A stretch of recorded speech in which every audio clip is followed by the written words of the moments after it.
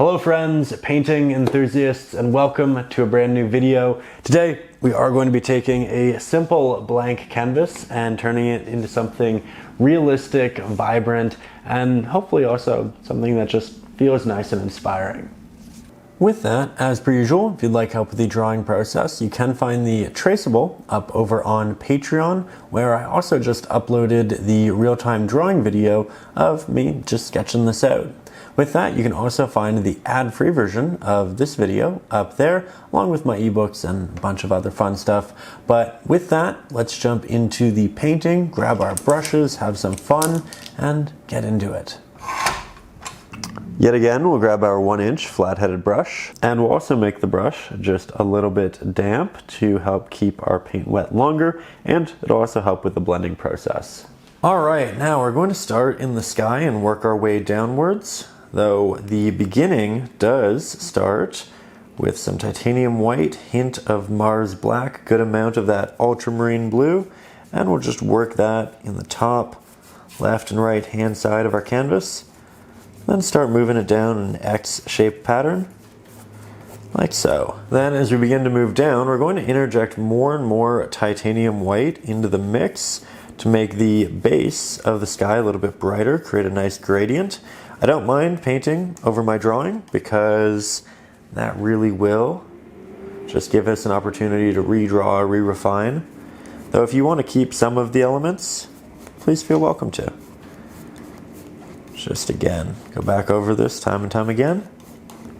Then we'll grab some additional titanium white, move that down. I think I will leave the midsection of this tree open, just so I know where some parts of it are. I really don't mind resketching a lot of it. Typically by painting or sketching a subject multiple times, we become much more aware of how it actually looks and the best ways of presenting it. This is also just a good, easy way of warming up in the painting. No real pressure, just putting on a smooth, easy gradient.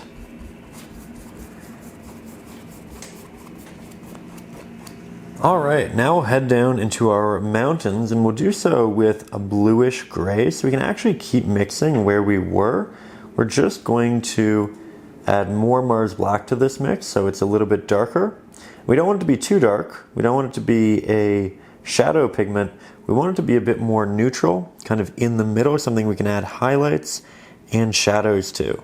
As for the application, I am going in with that same flat-headed brush, and as you can see, I'm using that sharp edge of it to cut along the sharp edges of the mountain.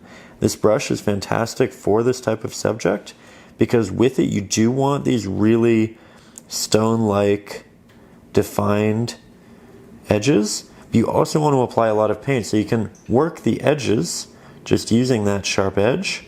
And then when you have this larger area of negative space, you press in with your brush, you make these larger applications, and just like that, things are already starting to look good.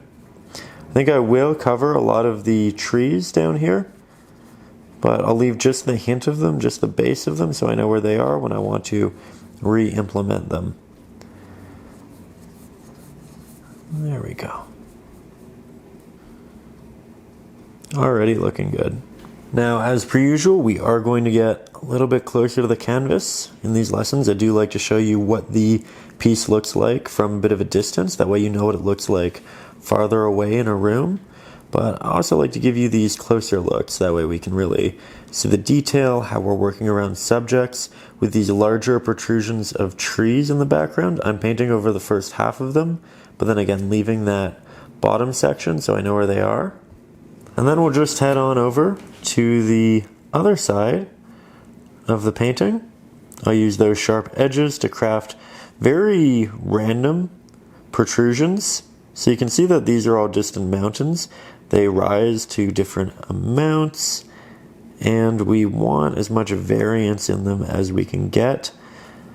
So while I have a wet brush and a lot of pigment on it, I like to get those edges, and now we'll work our way down. I'm going to work around the mountains that I have in the foreground. These are going to wrap around from the back in the foreground. We're just going to make sure that we do a very intentional job there. leaving the base of our tree open. And then as I move into this section, I'm going to make this mix a little bit darker because we're moving closer to us. We have less atmospheric light and the contrast is going to be heightened. So we can now move to this more Mars Black Heavy mix. We still want little intricacies and protrusions, but for the most part, as you can see, it does retain that same cool grayish look. And then we'll bring that down over a lot of the trees that we have here. And then we'll blend it into the background through this edge. So the idea again is that these mountains wrap around and then come closer. So as they get closer, they'll get that darker, more distinct value. And it's a bit of a progression. As long as this is still wet, it's a really easy blend. There we go. Just like that. Might add a hint over here just for the sake of making it work on both sides. Now when we get really close, you can see these little dots, these areas of the canvas that weren't filled in initially. And with that, I'm just going to grab more of that initial pigment. I still have a bit of it on the sides of my mix. And before we move on, I'm going to just make sure that everything's nice and filled in. You go in and do a second whole layer on top of all of this if you wanted. We do want this to be a thick base layer, but if you just have little spots to fill in, then do that. If you have a lot to fill in, then I do a whole second layer. Not in any rush, so take your time, layer it well, and work it until you're happy. All right, so that's looking good, and I think it's time we start incorporating some details, starting with the fact that a lot of the mountains move down like this, and you have these very vertical lines, but then you also have some areas that slope out. And I'm going to start by rendering some of those highlighted slopes. With this, I want a pigment that's brighter than the base that we have here, but not by a lot. So we're going to mix up some blue, some titanium white. We'll work that into our previous mix. You can see that actually looks pretty good against the mountain itself. And I can see on my reference that we have a slope that kind of moves down like this. And it's quite triangular as a whole. So I'm just going to sketch out that triangle. And then from the top, I'm going to create lines with the larger flat-headed brush that start to bring it down, like so. We're going to leave lots of little openings. I'm tapping with just the corner of my brush here and there. But the idea is that we're showing highlight on the mountain that's catching extra light. And it's doing so predominantly because it is on the side there. And it's adjacent to where the light's going to be. Then we can do more of these in the distance that work their way up into the mountains, like so, and they're going to get smaller and smaller as you move towards the back because we're moving farther and farther away from us. These mountains are much farther away than these, so it kind of wraps around, much like the back. And we're trying to do our best to visually show that. We can also take this brush and we can create some of these more vertical highlights on the rock, just little bits of texture. You can see that I'm using the corner of my brush to tap these in for the most part. And we can do it at the top as well, and then start working it down. Sometimes you'll meet in the middle, like that. It's a very subtle texture, it's a very subtle detail, but these will inevitably add up into something really, really beautiful. And then we'll have more of them towards the back. So we have a lot of separation in these. We're going to have less separation in the back. We're going to have more taps because we have a lot of light through here that's just going to soak this area, but it's also going to create a lot of atmospheric reflection and light, which is going to bring it all together. So here you can see the diagonal lines are pretty much anonymous within the taps now, and they become more separated as we move towards the edge. I think this is a great base, and we'll continue to use this pigment over here on the right hand side of all of our mountains because the sun's right here, so the right hand sides are going to receive more light. Just going to do some little taps with the corner of my brush to give some bonus textures, little protrusions that are sticking out, catching more light. This is a really easy way of quickly establishing a lot of highlight and depth in your painting. And then we can make these highlights kind of work their way over here. The idea is that it's not two different sides, not two different mountains. It's the same mountain, it's just that we have a tree in the foreground in front of it. So lots of taps. We can go over our past applications a couple of times, particularly in the areas that we want to be extra bright, because the first time we apply it, we're going to have a bit of a blend, an optical blend of the pigment that we already have down and the new pigment that we're applying. You can see the old pigment through it because it's acrylics and it's a little bit thin. But the more we build it, the more highlights we build up, because now the layer underneath is brighter and we're getting more of that innate bright color that we had on our palette. And we're just building up to that. So here you can see we're working past areas, but we can switch to a different brush for some real detail work, and I think that's the next step. So here we have our liner brush. This is great for doing very intentional detail, and you can see how the bristles flare out just a little bit.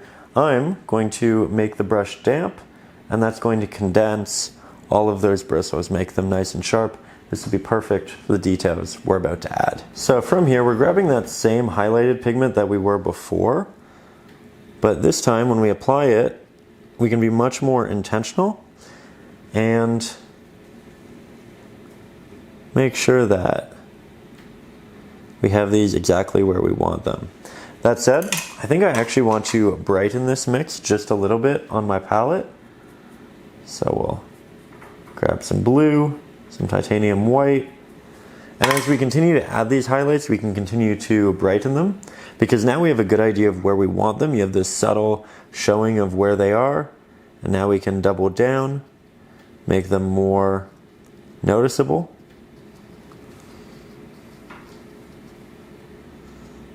Just like that. If you want it to be very high contrast, again, we just add more titanium white. We just build on that which we've previously instilled. But I like to start with a lot of subtlety. I think that's often the safe route. You get to familiarize yourself with the subject, and then you get to double down on the areas that you love. And the areas that you don't love, it's okay. They're subtle, they're not really that noticeable, and the ones that you do love will take visual precedent subconsciously in the viewer.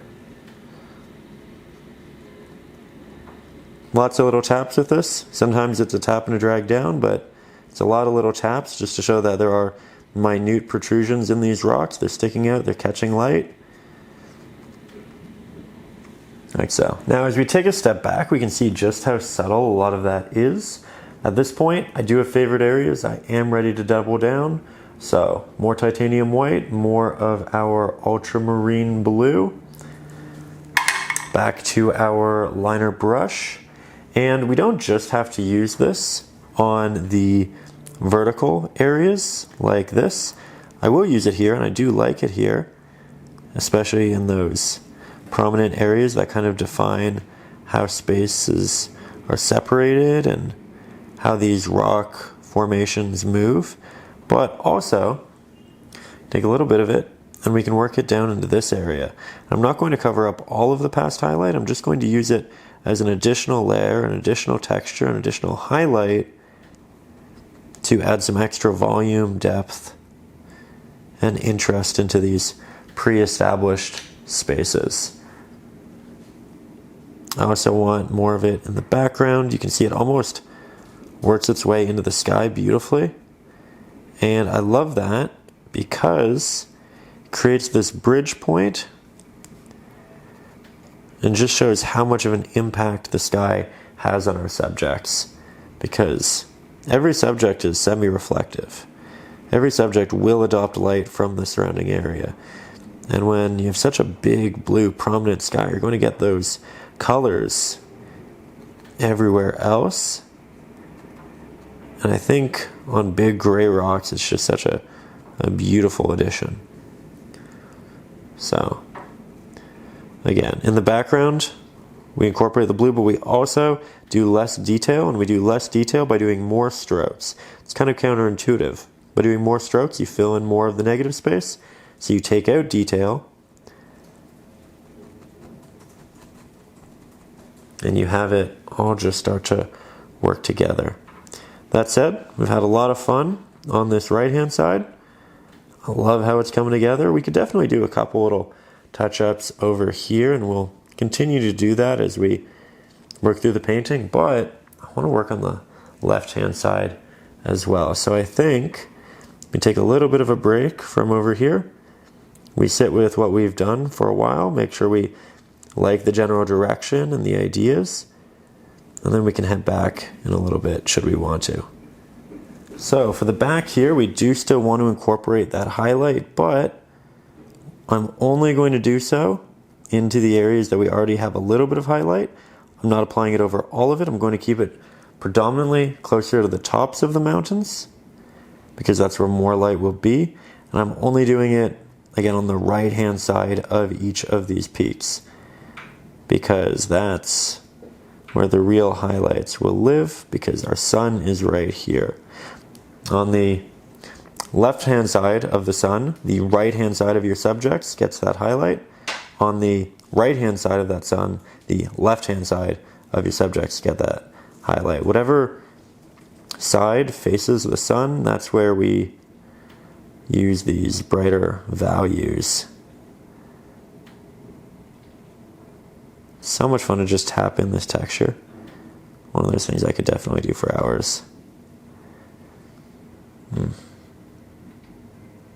don't want to do too much to the left-hand side. I want hints of it, but I don't want too much over here because I don't want to draw the eye away from the center of the painting. And by keeping the majority of the contrast and the highlights in the middle, we keep the eye in the middle of the painting to a greater degree.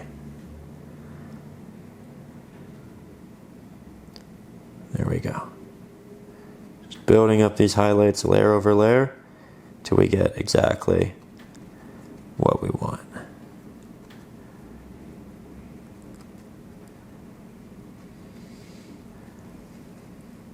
All right, now taking a step back, I think we are off to a great start. Love the progression, love how this moves us in there, love how this all points in there. We do have some rocks, some mountains here on the foreground, and I'm going to go in with that highlight, and I'm going to introduce this. It's a little bit different than how it is in the reference photo, but I feel like I wanted more highlight on this right-hand side. On the reference photo, it's more over here, but I think this will be much better for leading the eye. And reference photos are great for giving you ideas, showing you innate, natural portions of subjects we wouldn't think of. But I do think typically we can improve compositions here and there, and we can make adjustments that really make the piece stronger, and that's what we're trying to do here. So we'll just do some taps. We'll keep the highlights on this right-hand side for the most part, and then we'll continue applying it just like that. You can see most of these applications, especially up close, aren't actually drags. They're little taps with the brush, and we just combine them over time into lines, and a lot of those lines are on the same angle as the side of the mountain. So I'm gonna try to connect this over here. It's going down in this little swoosh. There'll be less as we move towards the bottom because there's just less light in that area. We can do little taps here and there. And then I think we'll go for a bit of a darker variant of that same mixture, adding in some Mars Black, and this is how we can incorporate some of that blue on the other side. We just don't want it to be as bright and prominent. Also, I just don't think I'm going to do that much. I like the darker negative space a lot. And when I do this, I think, it will make it darker, we'll make it more blue. Yeah, it's so subtle, that's what I wanted. I like that. I really like that. Trying to make all of these taps really small and precise. Best way of doing that is going in with a pretty watery brush so it condenses your bristles and gives you that bonus level of control. There we go. I think for now, that looks pretty perfect. Now we can also take a little bit of that shadow and work it into previously applied areas of our other mountains that are still darker. So this is just going to give us a hint of even cooler, even more inset shadows. So now we have those highlights tapped onto the mid-value base layer. Now we're also adding some of this darker pigment in there too. We don't want it to be too dramatic, but now it's all going to be pretty cohesive. I think the majority of these applications should happen towards the base of your mountains because that's where the shadows will be more prominent. It's definitely darker down there. You have the mountains actually casting shadows on the mountains, and that's going to have a real impact. But so far, I love it. I don't think we need much more of these darker taps. And I don't want to do much in here because, again, I want that to be softer. I want it to be less contrast heavy. I want it to feel like the light's really just working its way through that subject in a more dramatic fashion. So we just do it right through here. And if you do a little bit too much, that's okay too, because we can always go back in with the mid value, with the highlight, re-layer it. That's the beauty of acrylics. They're so malleable. You can rework them and keep learning. Keep having fun. There we go. Okay, now we'll take a step back, and at this point, I love it. I think that for this step, it's important that we wait for all of our mountains to dry. Mine have. So now we're going to head into the little trees in the distance here. You can see them right in the reference photo. They're on the horizon there. And there are some distant ones which don't have sunlight on them, so they're a bit more of a brownish yellow ochre. We're going to work on those first, and then we'll work our way forward. That's how we're doing a lot of this painting. We do the background, and then we slowly just progress in the foreground. But for those really distant small trees, we are going to grab some yellow ochre for the first time. We'll grab a little bit of our burnt umber for the first time.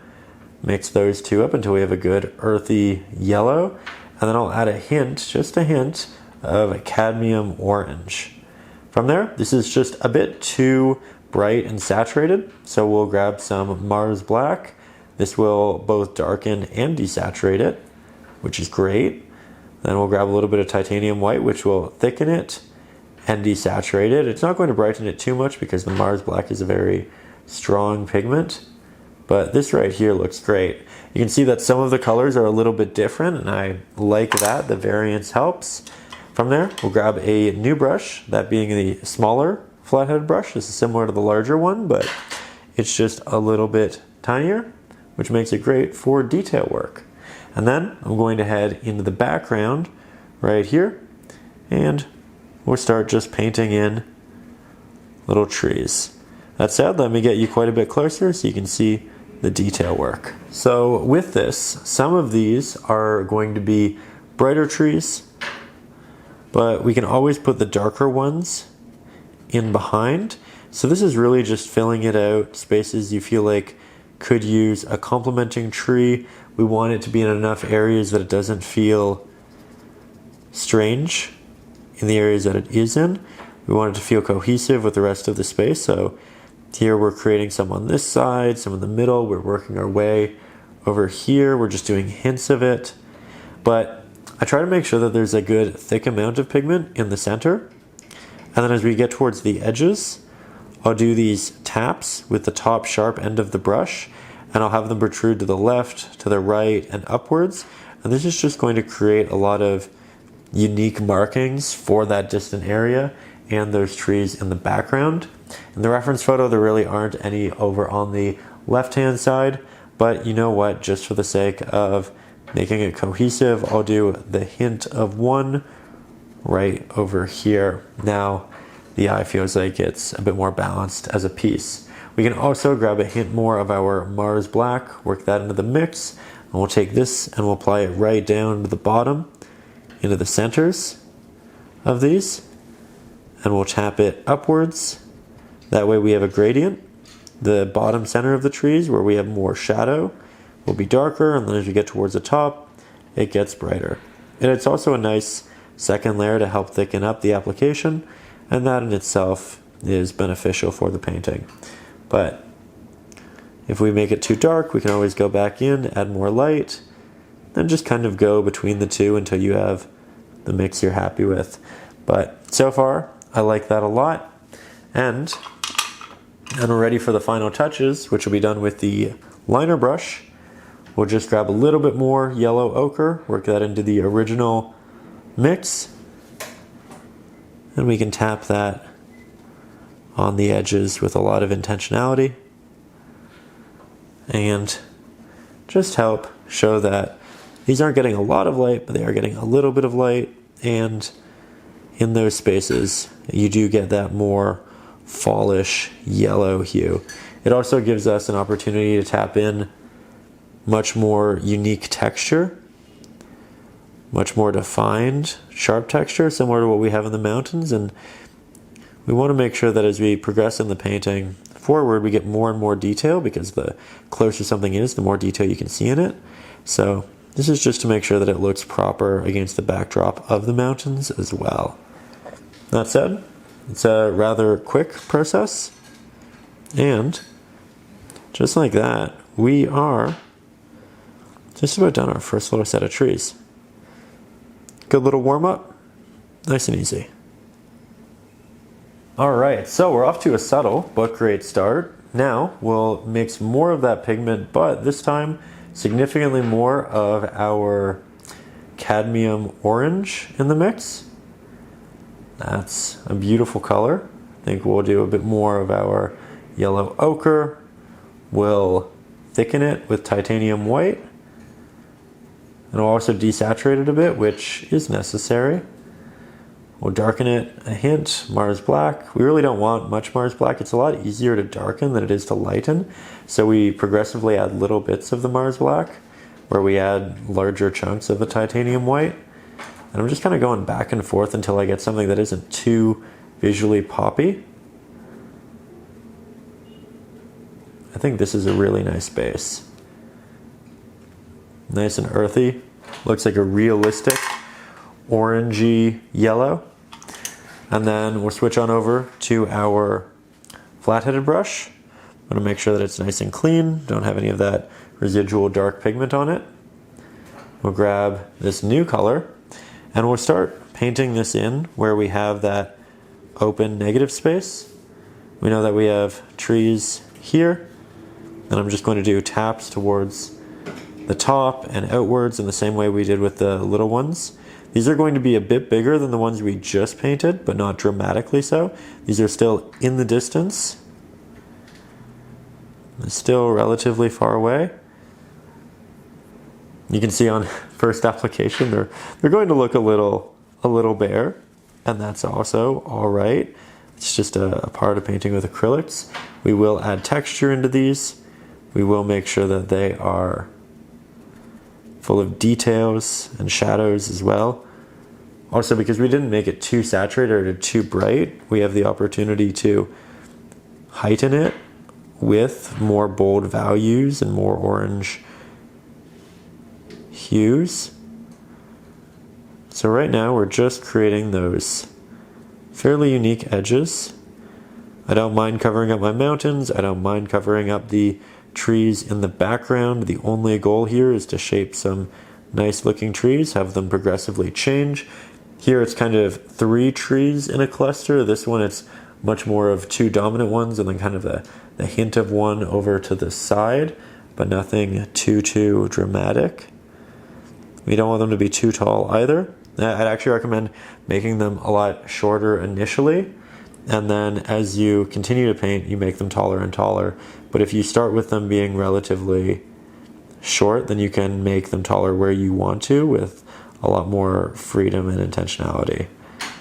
Also, we want this to be the smallest one, and then it progressively gets taller here. And then this I want to be the tallest, so it kind of acts as a line, moves the eye up, like so. And we'll just fill in the edge. And if you cover up too much of the mountain, that's also fine, because we can always go back in and just repaint it. Now we'll take that same pigment, head on over to the right-hand side, continue with more of those trees. You can see that I started at the top of this tree this time. That was actually intentional. I had fresh pigment, my brush was damp, so I knew I was able to make the smallest marking possible. And then as I started to lose pigment and the brush became more dry through application, I moved down, because that's when you have a better opportunity to press the brush into the canvas and really move around a lot of paint in a less precise way, but still a very necessary way, especially for blocking spaces in. Now I think we'll have another little tree over here. We'll just do some taps in there, in here.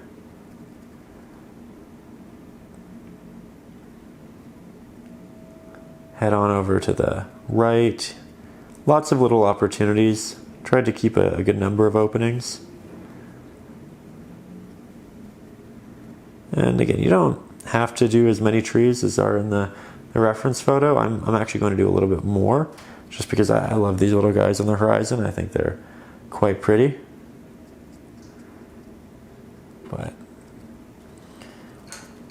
just like that, I think we're ready for the next step. Now the next step is grabbing that larger flat-headed brush, making a darker mixture than what we currently have. So I'm just going to interject some Mars black into it. Not going to make it too dark, but certainly darker than that which we did have. And then from there, we'll grab that same smaller flathead.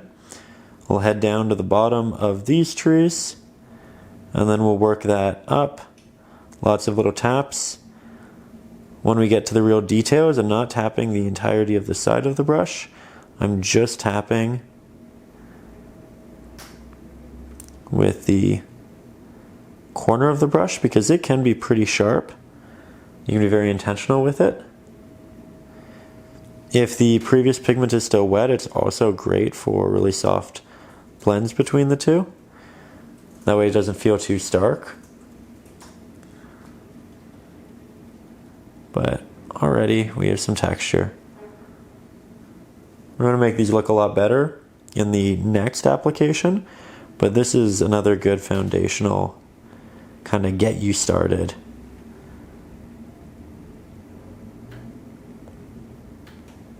layer.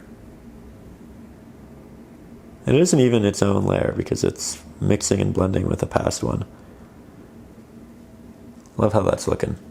Already has a lot of depth, feels cohesive with the previous trees. It's still subtle enough because it is in the distance, and we do want that. And I have the original mix on my palette still ready to continue to be changed in different directions, whether we want it to be brighter or darker. There we go. Very good, very good. Okay, now from there, I think we actually want to head back to our larger flathead. I'm going to take the darker pigment that we just used and mixed with off, and then I'm going to create an even brighter variant than what we were using for the base. So more cad yellow, or more yellow ochre, more cad orange, a little bit more titanium white. I think this is perfect. Let's get you closer and instill some details. So again, we are back to our liner, and we have the sun here. We're going to have a lot of light moving through the trees, especially towards the center area. So we'll start tapping on all of the little protrusions, especially on the sides of our trees that'll catch light. Because the back of the tree will be a little bit darker, the light won't be able to move fully through it, but the sides will light up pretty dramatically, and you'll get these really nice glowy highlights just like that. If you look at this tree in relation to the ones to the side, it first layer of taps, first layer of additional highlights, and we're already working with something much more unique and put together. So far, so good. The more you do of this, the easier it'll get, the quicker it'll get. It's a very cathartic flowing process, I find. One of those things where eventually you can kind of just turn your brain off and enjoy putting pigment on the canvas. You get in one of those flow states of creation, and it's pretty wonderful. Also, fun fact, painting this on Halloween, and it feels good to be working with these oranges. I know Thanksgiving's coming up for a lot of you. Hopefully these fall scenes still really resonate, and it makes you feel like you're a part of the season, really feeling the spirit. Okay, so now we're going to head on over to the other side. Now you're at a bit of a distance, that way you can just see the variance from side to side. I really do want to build up these two central areas to be a lot taller, so we'll continue trying to do that, and we'll also work the highlight down and into a lot of this. I'm painting it over the shadows so that we can also show that some of the branches, some of the leaves are protruding out around. They're not in that central area where there are more shadows, and the light does reflect around to a point. So we want to make sure that even those intersections that are darker have a little bit. You might want to wait until you use the majority of your pigment on the edges of the subject, and then you use the residual pigment on the central areas. I find that's typically a pretty good technique at applying it subtly. You could also change the color just a little bit to be a hint darker or a hint more earthy, but for the most part I think it's pretty intuitive. The edges are the brightest, and then we get a little bit more of that highlight working from the top down in the center. Now let's add a little bit of light to our mix and continue. From here we're back to the larger flat. We're adding titanium white, cad orange, but most importantly yellow ochre. We'll work this through. More titanium white. That's a beautiful color. That's exactly what we're going to use in the central area. Just like that. We could have used this in the last application, but I think often building it up over layers just gives you such a better piece. More intricacy, more volume. And now I think this just feels so much more rewarding as a visual. Now because the sun's right here, we're applying this to the top of our tree and a little bit of the left-hand side. Hint of the right, but for the most part now the highlights are going to be on the left hand side, and we can have this highlight run out as we move this way because we're getting farther and farther away from the light. But the majority of these highlights, and I'll double down on them, are right here closer to that central spot,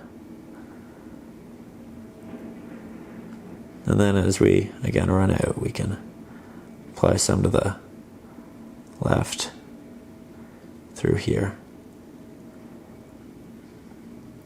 Very little on the edge because we don't want to bring the eye over here and keep it there. Grab more. Now if it's here, then the light is hitting the right hand side of these trees. So that's what we'll tap on.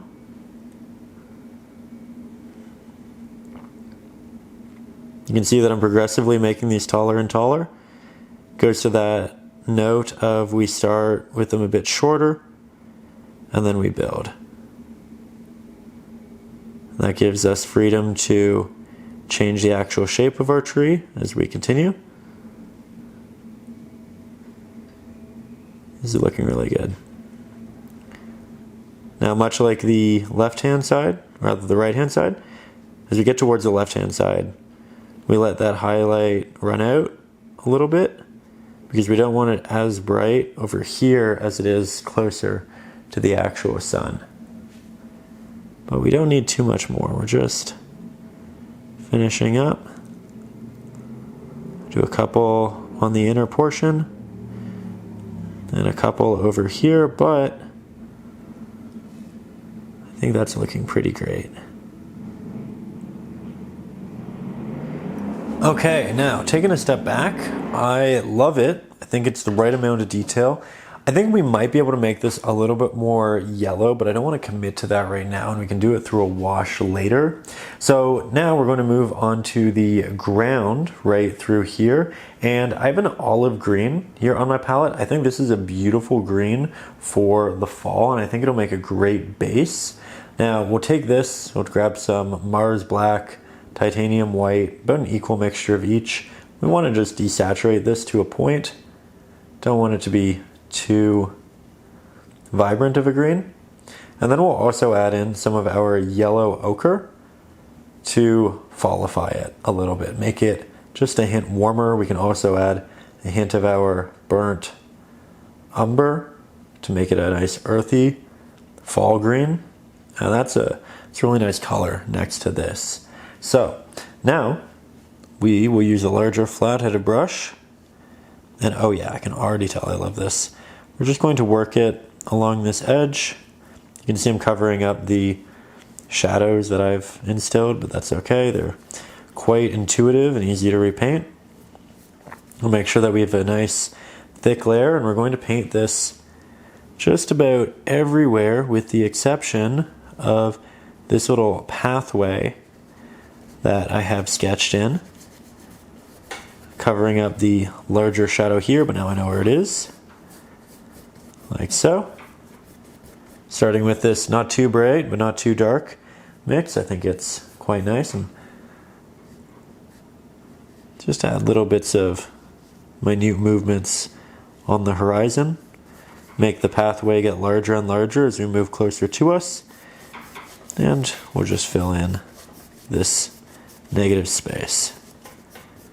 Now from there we'll make our mix even darker, interject some additional Mars Black, a little bit more of our green, and this will be great for the shadows. The shadows will be instilled using a dry fan brush. This one's essentially a stiff bristled fan brush while dry. It is from my brush set, and grab some of that pigment, not too much, we just want a little bit. This is going to allow us to make a lot of markings very quickly and easily. But here you can see I'm just going in with that little tap and drag effect towards the distance. It's barely noticeable. It's such a minute tap and drag that you can't really see it, but it creates this nice little texture in the background.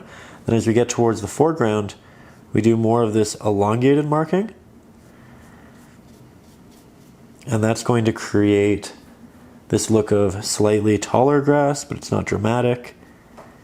And I'm trying to create some areas that are a little darker than others, some are higher. Now I'm doing this while my green pigment is still wet, so I'm getting a wet and a dry blend.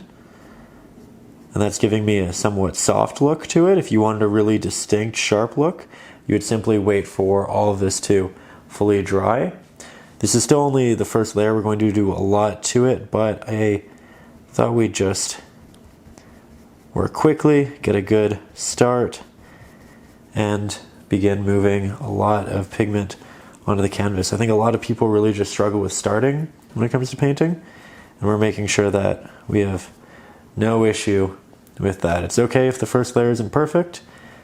As long as you have a first layer on there, you have something to work with, something to improve. And so we're just creating more of these textures and moving them throughout our piece.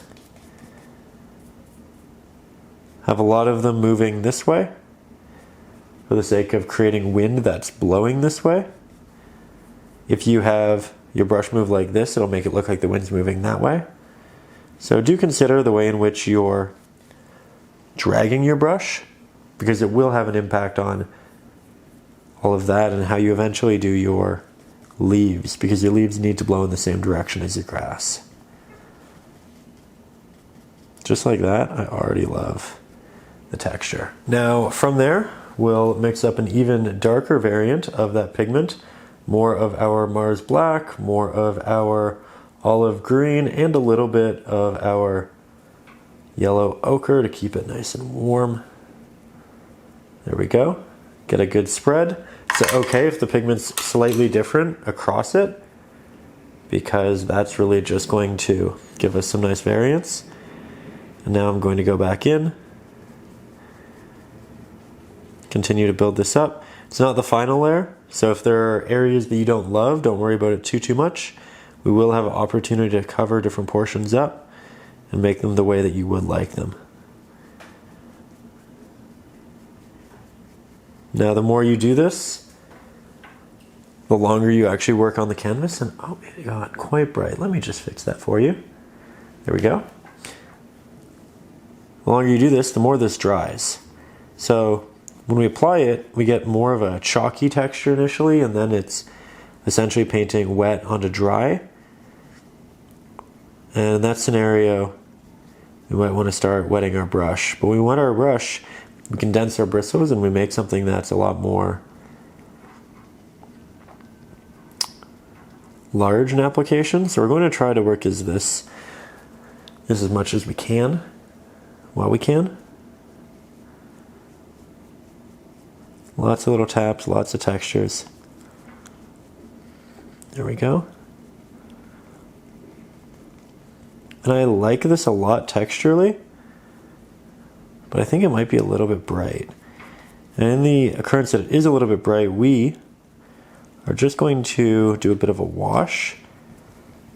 You can use washes to make areas darker or brighter. You can make them change your hues so they're more green or more yellow, whatever you'd really like to do.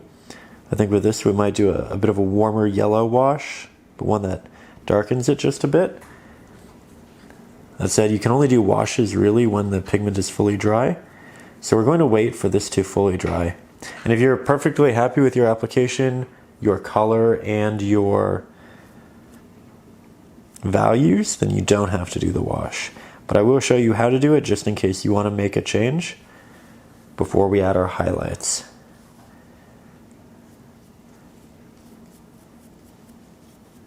I'm going to make the corners extra dark for the sake of vignetting the piece a bit and just bringing the eye in.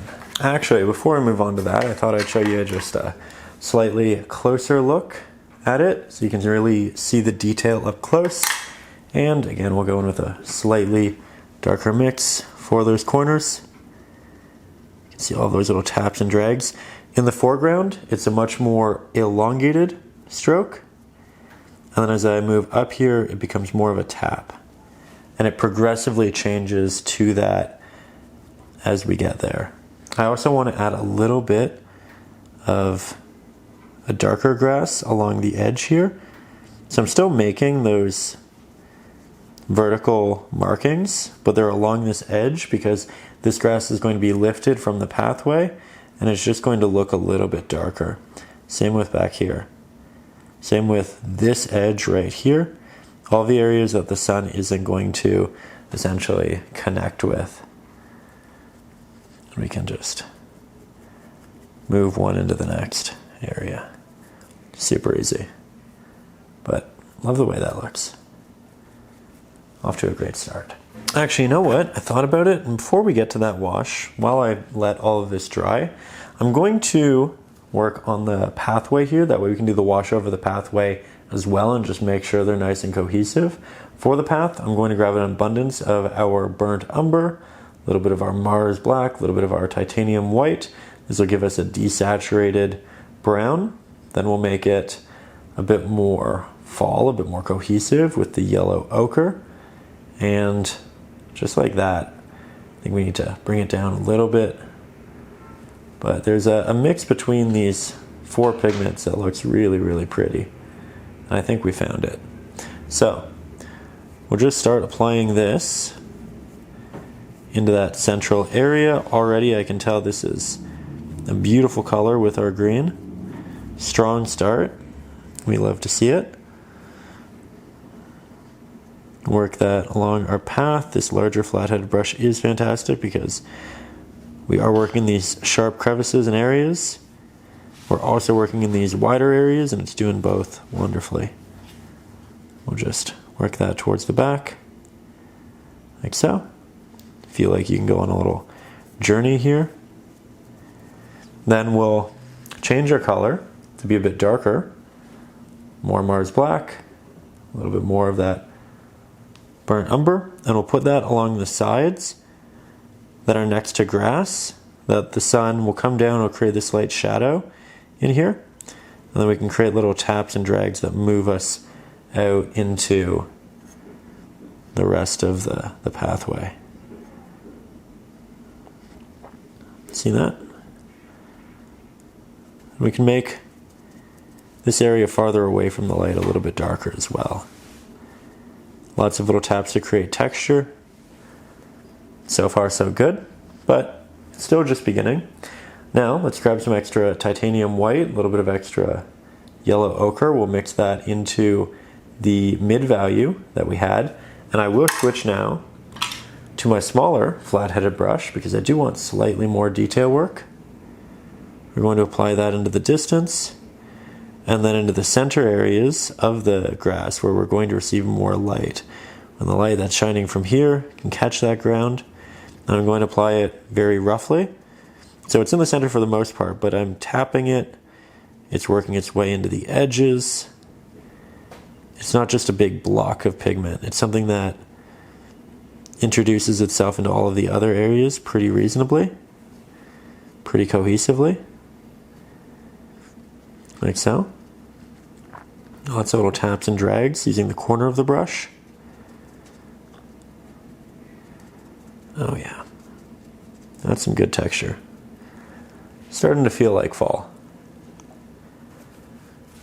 We can also grab some of our green and reintroduce that through here. We will want little patches of grass that work their way into the ground.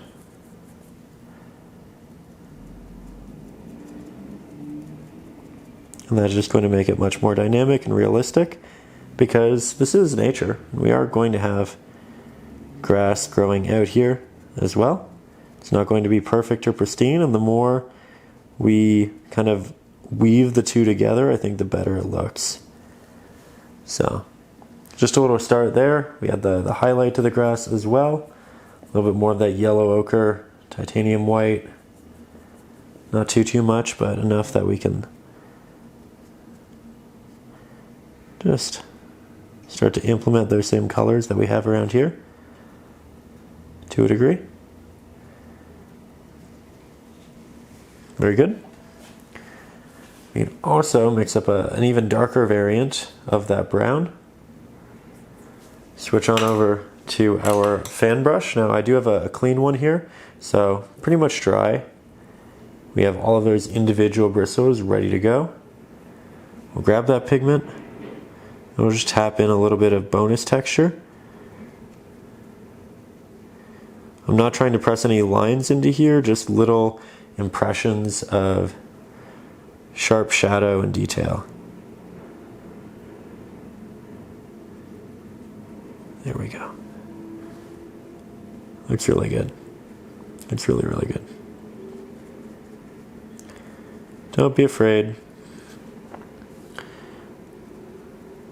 to work over areas that you like with bonus details. In a lot of cases, you're just going to make it better, or you'll learn something, and then you'll make it better. That said, pretty happy with that as a starting point. I think next we do the wash, we make it cohesive, and then we can kind of start bringing it together. But yeah, so far so good. Actually, you know what? While again we're waiting for this to dry, I'm going to take a little bit of titanium white, hint of our yellow ochre with our liner brush, and I'm just going to place the sun, I think right here. Just going to do a little dot. And I'm placing this now. We're not going to paint the light rays of the sun itself, but I'm placing this here right now so that I can use it as a reference for when I add shadows to all of those trees. That's going to come in a very soon step, and this will help us figure it out. Okay, so I waited a good 20 minutes there. Everything is fully dry to the touch, and again, that is necessary when we do a wash. My goal here is to make this a bit more warm, something akin to what we have there with the green bleeding through. It'll be this really beautiful effect. I did clean my little dish of water so that it doesn't have any diluted pigment. And now we are going to take a damp, clean, flat-headed brush. We'll grab some of our yellow ochre. We'll grab a hint, just a hint of our cadmium orange, like so. Hint of our burnt umber. And then once we have this all here, we're going to grab some extra water. We're going to thin it to the point where it's like watercolor. You can see it's dripping on my palette. It's essentially transparent, and that's what we want for the background. So we're going to go here, and then I'm just going to, again, like a wash, just apply it over the entirety of our grass there. We'll start to move it into the foreground, and we'll just let it dissipate as we get there. Now, it looks a lot warmer, which is great. It's subtle, I like that, and it matches our trees quite well. We can try incorporating some of it up into these trees, see if we like it. And you know what? I don't think it makes that much of a difference. We're using very similar colors, so it actually makes sense that it does just naturally blend and look very similar to how it did. I'll do a bit more of it just for the sake of making sure that it's cohesive with the ones that I already did, but again, I don't think that step's necessarily necessary. Then I'm going to make a bit of a darker variant of that, so more Mars Black in the mix. We'll throw that into the foreground on the corners, sake of vignetting, just like so. And then we lose it as we move upwards. From there, you know what? I think we'll take more of that black, more of our green, a little bit of our yellow ochre. We'll mix the darker pigment that we had down there initially. We'll grab our fan brush, which should be pretty much dry. And we'll just reintroduce more of those little taps and drags. We might have lost some of them in the process of doing these washes, because these washes do typically calm your values, make it so they're not as dramatic. And I just want to make sure that we have some nice dark darks going on towards those edges. Now we'll interject more of our Mars Black. We'll just continue increasing this little bit by little bit. There we go. Getting close. So lots of little steps to getting this looking as good as it can, but they're all very rewarding.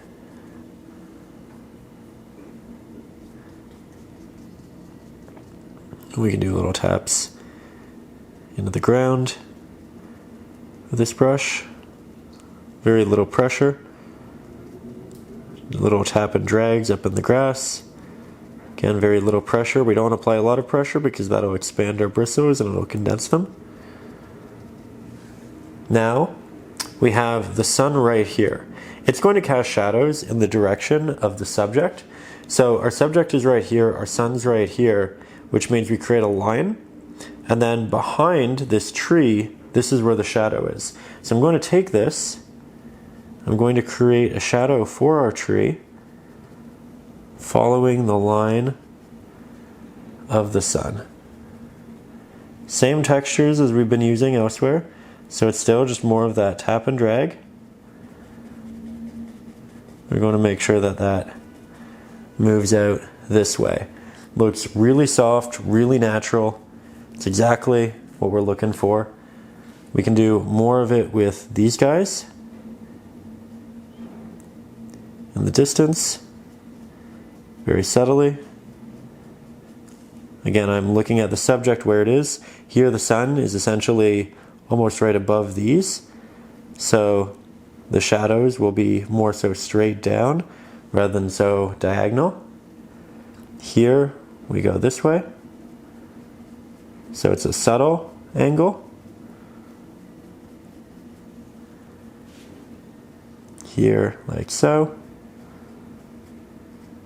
And I'm just using the fan brush because it has that really nice tight detail work.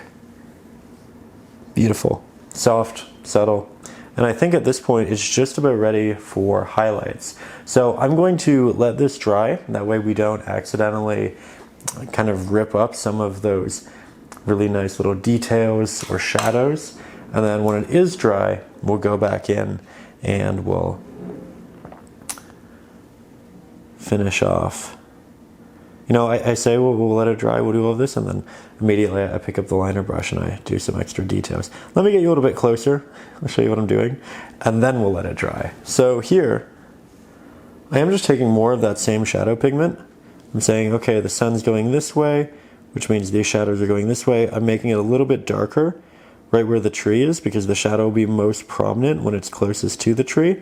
You can work that shadow up the tree just a little bit, even creating the lines for the middle of the body, and then we work it out in the directions in which the trees will cast shadows. And this is one of those things where I didn't think we needed to do it, but I did a little bit, and then I thought, you know what, that actually does look really good. We should double down. From a distance, it's also typically easier to see where the shadows should be. So I like to go back and forth from being nice and close to being a little bit farther away. It also allows us to see just how much detail we should incorporate into the middle of these trees, because we don't want it to be too much, but we do still need to see hints of the structure. We're going to have foliage covering up portions of it, so it's not too dramatic, but it's still an incorporated feature. There we go.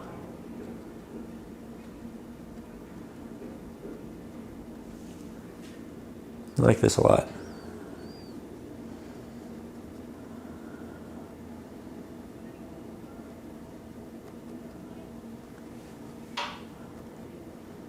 There we are.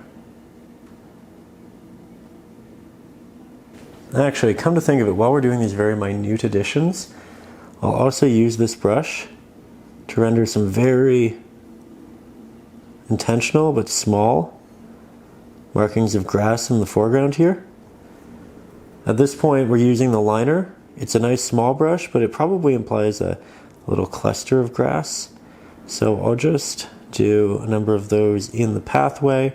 We'll do them outside of the pathway, and then we'll also just do little taps in the path that represent rocks and areas of ground that are lifted more so than others. But so far, it's looking really good.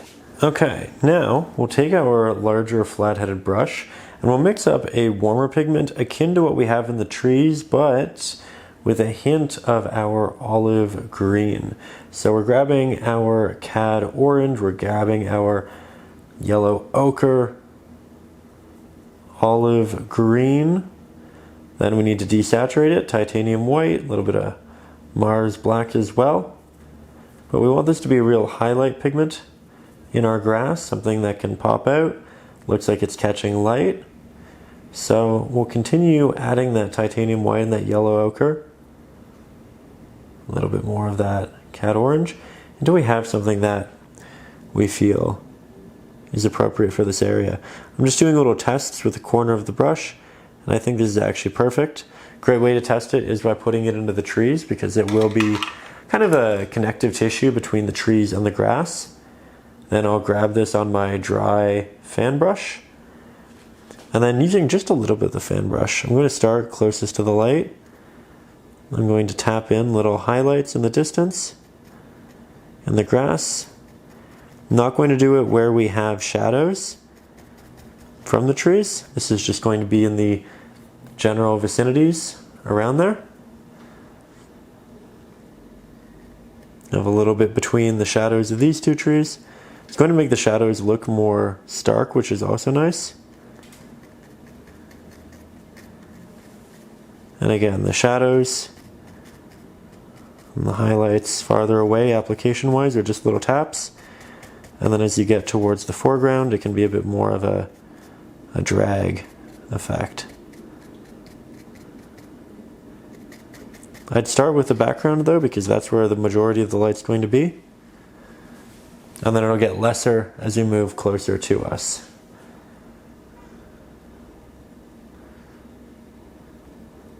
So we'll just do those.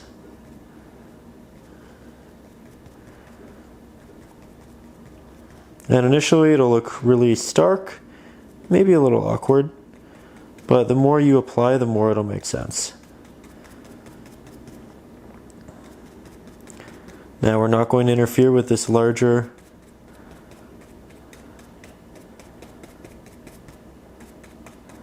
shadow right here, but we are going to work around it.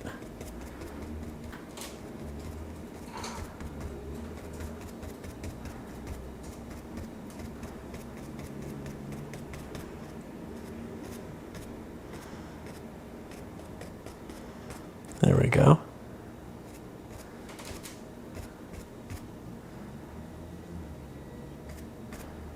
Okay. I think we're moving in a really strong direction here.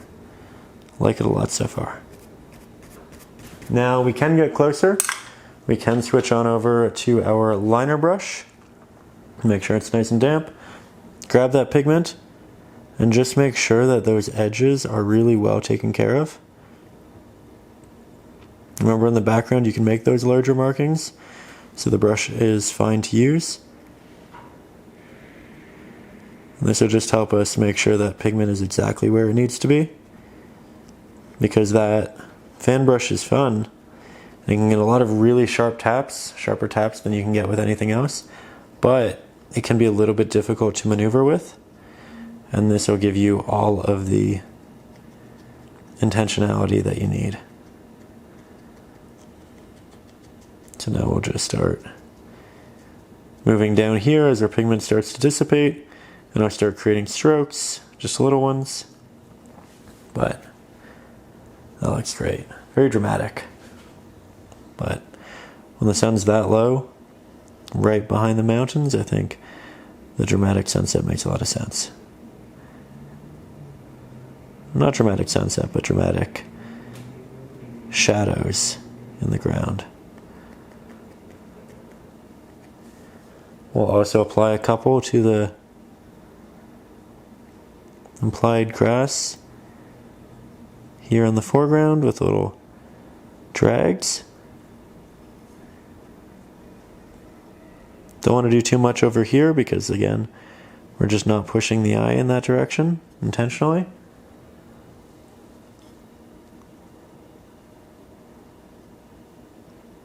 There we go.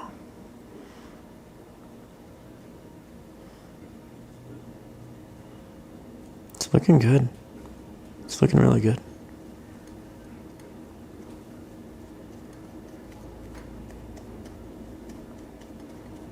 Now, from here, I'm going to go in and I'm just going to re-sketch my tree. I do have the traceable on my phone, but I can kind of see through the sky a little bit. That said, if you don't want to freehand the tree, if you'd like to do exactly what I'm doing, I will have the traceable up over on Patreon, at which point you can use tracing paper or a projector or whichever means of transferring you like to use. Alternatively, if you'd like to sketch it with me, I do have a video up on Patreon where I show you the initial sketching process, so you can watch in real time as I draw it on the canvas. I always do that as a little bonus, as a thank you to everybody up there for directly supporting the channel and for making these videos happen. Been doing that for about a month now. Last, I think, 4 videos, last 4 tutorials, and definitely intend to continue doing so. So if you ever want to watch the drawing process, I do have those videos up over on Patreon. There's a link in the video description, and it'll just help make sure that all of your perspective is correct, that you have the right amount of detail, we're putting things where we're meant to. Just kind of takes that, makes it easy. Also included at the lowest tier, so you don't have to subscribe for much. Try to make it nice and accessible. So if you're interested in helping yourself with the drawing process, there's a video up over on Patreon. The link is in the description. I'm just going to finish finalizing this tree. Then we'll get into painting together. Also, friendly reminder, if you are watching this on YouTube, up over on Patreon you can watch the ad-free version, so no interruptions. And you can get that where you also get the videos of the traceable and the actual traceable itself. Okay, let's get back to painting. Alright, so we have our image resketched in there. I'm now going to do the base layer for this tree, and I'm going to do so with a mid-value grayish brown. So we're grabbing some Mars Black, Titanium White, that same burnt umber. We do want to make it slightly warmer, so we'll throw in a hint of our Cadmium Orange. We'll make a good amount of this. You can see I started with a little bit just to test my colors, make sure that I like it. And then as we do confirm that, we expand into more. I'll also maybe grab a hint of our yellow ochre. And then, again, I like the color, but we want it to be slightly more gray. I think this is perfect. I'll use this initially to start cutting along the edges of the tree, and we'll get a better idea of our color as we start to work it onto the canvas, because now we're seeing it in conjunction with the other pigments in the piece. I like to work the edges first, then we head on into the central portions, trying to do lots of little taps and drags. That way we have unique edges with good textures. Like so. I won't use this brush for the little branches, but for this midsection, it's pretty perfect. And I do actually like that a lot as a initial mid value. We can add shadows to it, we can add highlights to it. I like how warm it is. It feels like the sun is really having an impact. So far, so good. Now let's switch our brush and get a little bit closer. So at this point, I'm going to switch on over to the liner brush I just dropped on the floor and proceeded to pick up. We'll make sure it's nice and damp. We'll grab some of that pigment. We're going to go into the edge of our branch, and with the smallest amount of pressure possible, start making those lines. Now, because I have quite a bit of water on my brush, you can see that actually created a larger marking. We're going to go in with slightly less water. And there we go. That's nice and tapered, nice and thin. We want these to be very thin towards the outsides of the branches, and then they, of course, get larger as we move towards the center. Here I'll actually start in the middle just to get a little bit more practice before I go to the edge again, because I did want it to be a little bit smaller than what I created there. And it's okay. It still looks good, but I want most of them to be a bit more tiny. Now here you can see we're getting in the practice of it. I'm applying less and less pressure. I'm getting good at it, and these lines are much sharper than what I have over here.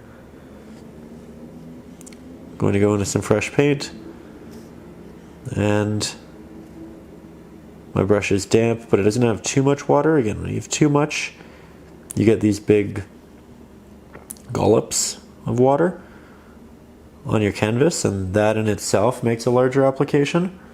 So we want to go in with a measured amount, not too much, not too little. And if you want to practice, again, don't start on the edge like I did. Start in the middle of a larger branch just to kind of get comfortable, figure out how much pressure you're adding, how much water you want to work in. And because the brush is damp, some of these applications are semi-transparent, especially the really soft applications. And that's not a bad thing. It can actually look like the blue from the other side is working its way around the branch, and it's kind of creating this atmospheric light. So it can be great for the painting, actually. Here I have just the perfect amount of pigment and water, so I'm extending some of my branches because I have an opportunity to make them extremely tiny. Also overlapping a lot of the branches for the sake of making sure that it looks three-dimensional. The branches don't just move outwards to the left and right, they also do a good job of moving in front of and behind each other. I think that's a mistake a lot of people make when they start painting trees. All of the branches just move out to the sides, but realistically, branches are going to move backwards, forwards, and in the process, they're visually going to overlap. So we're trying to instigate that early on in our painting process. I'm also going to go back over some of my previously applied larger areas that we do want to be a bit more opaque. And they become less opaque as we move farther and farther out because more light can wrap around them. And it's a nice progression. But so far, I think we're off to a great start here. Going to begin in the middle of this branch for the sake of practice. Okay, I feel like we have the right amount of paint. Now I will go to the edge. And I'm not creating one elongated line for any of this. Try to make lots of little lines. That way it's more organic in flow. Feels a bit more natural.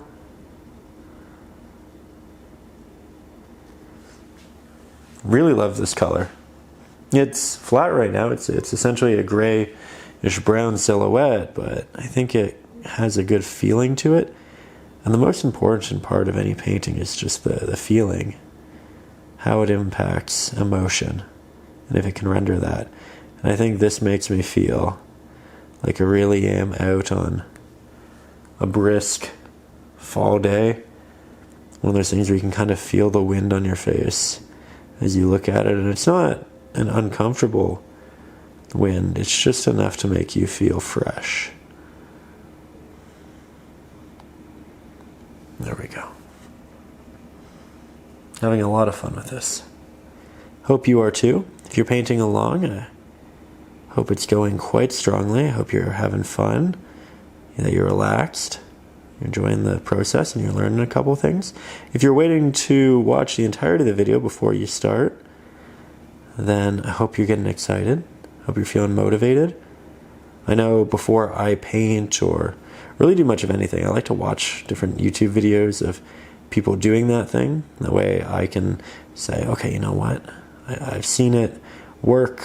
I like the results. Now I'm motivated to go and do my own rendition or try it. I think that's a really good practice for me personally.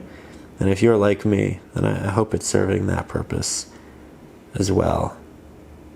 If you're somebody who just likes to watch these for the sake of relaxing, then I hope you're relaxing well. I know some people watch these just to kind of turn the brain off or fall asleep here and there. And that's great too. You know, I hope you're getting something out of it. Love these little paint-alongs. And I feel like as of late, they've been a lot of fun. Especially. See, I'm really going over a lot of areas many a time. I'm going to be careful on the edge. We're doing well. We have our sun right there. And then we bring this back in. It's really neat how this kind of cradles the mountain a little bit. You can see just a hint of the sky underneath it. I don't know if we'll keep that long term, but I do want to play with it and try it. So for now, that is a part of the painting.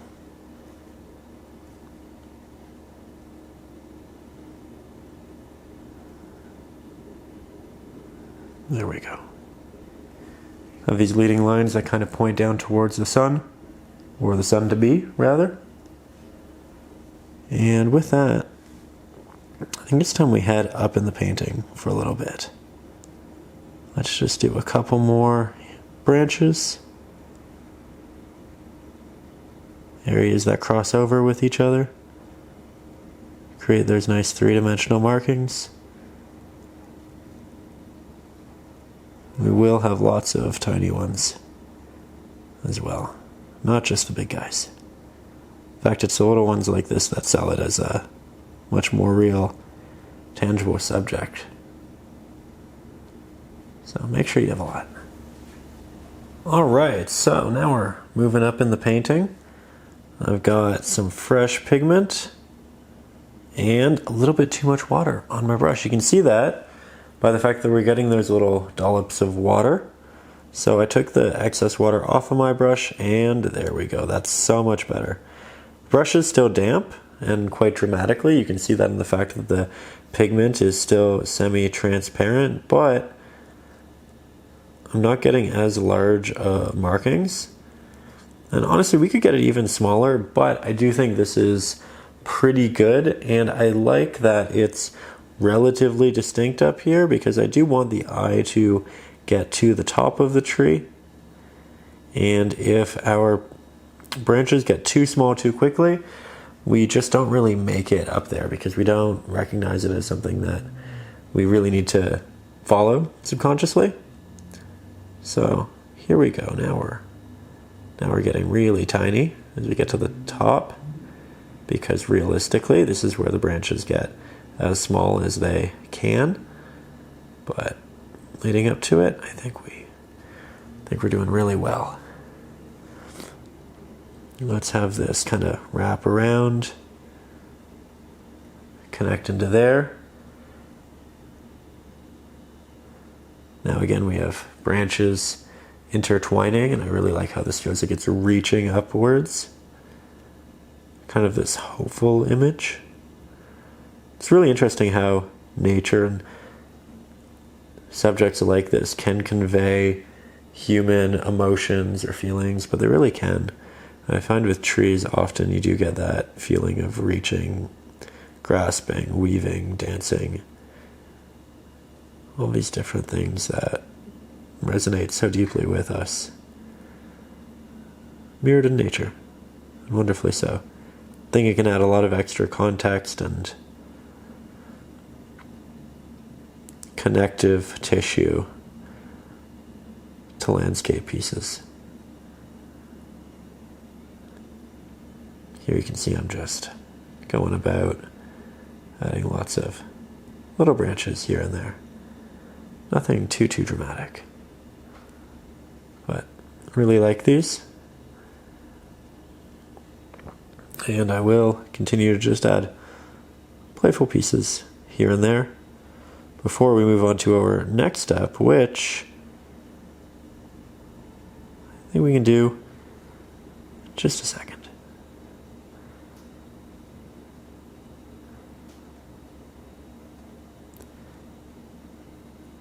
There we go.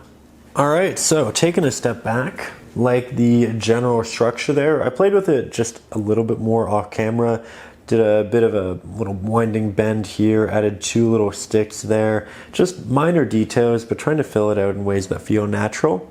That said, once we're happy with that, we're going to interject some extra Mars black into our previous mix, just make it even darker. I'm going to say, okay, the sun's here, so we're going to go to the other side of the tree. And I'm going to, with the larger flat-headed brush, tap this in towards the back, but towards the left-hand side of the back, because the light will wrap around the right-hand side of it and slowly dissipate as we get towards the back, but it'll also wrap around the left-hand side and wrap just a little bit. So we want both to a point. I think that looks good for the first application. Then we're going to switch on over to our smaller liner brush. We'll grab this pigment, and I know you're quite far away, but at this point that is intentional because I want you to see the general progression more than the actual technique, because the technique's really just a little bit of a tap and a drag here and there, as you can see, and I'm trying to bring that pigment out to the right hand side. I'm trying to bring it out to the left hand side, still leaving some of that mid value though.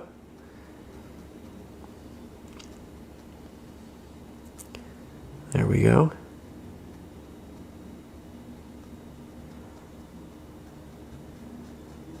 I'm Might do a little bit of a scraping if the pigment starts to dry, but I still want to move it around. And then we are going to get into some actually detailed work, so I will get you closer for the next step. Now at this point, from this angle, you can see that this looks brighter. It's actually just because it's wet and reflective. We'll let that dry, but as we do, we might as well take more of that pigment, and I'm going to work it into the larger portions of these branches. And I'm going to do it on the sides of the branches that are opposite to that of the light. So for instance, the light's coming this way, so the branch is going to be darker in the middle of the back towards the top, maybe even. Towards here, we're doing the backs of the branches because that's where the light's opposite of. Again, we look at the light, we move our brush towards up here. We can see the light's actually probably going to be hitting the bottom to a point, the top just a little bit, so we're more so in the middle. And we're just building out little bits of depth. That's what this is doing. It's making depth. It's adding volume to our many strokes. I'm only going to do it to the larger branches because we won't have room to do this in the middle of the smaller ones, but so far I think that looks great. Now we'll grab some of that original lighter brown mix and we'll reintroduce that over portions of the dark that got a little bit too dramatic. And we're just going back and forth between the dark pigments and the mid values until we're really happy. I'm also going to start just incorporating little taps, not necessarily tap and drags, but just taps to introduce texture to the areas that might be a little too simplified, where there's a lot of the mid value or a lot of the shadow. This is a great way of keeping it slightly more dynamic.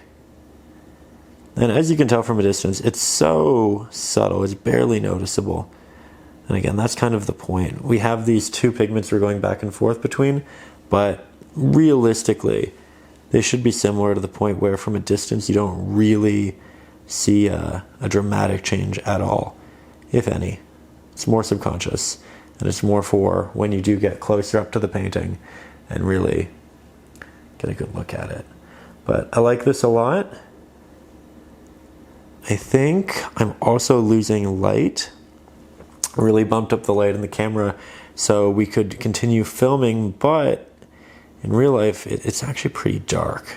So I think this is probably where I call it for today, and I'll pick up tomorrow morning. But again, for you, that's all of a couple seconds break. I'll just edit it together and you'll get it all in one video. That way you don't have to click around. Here you can see, despite the fact that I am losing light, I struggle to put down the brush. This is a constant struggle for me. I just always want to continue painting. I want to continue painting right now. And I'm enjoying just elaborating on our branches. Doing all of the little ones that didn't make sense to draw because they are so tiny. And we just kind of figure them out as we go, but it is a lot of fun.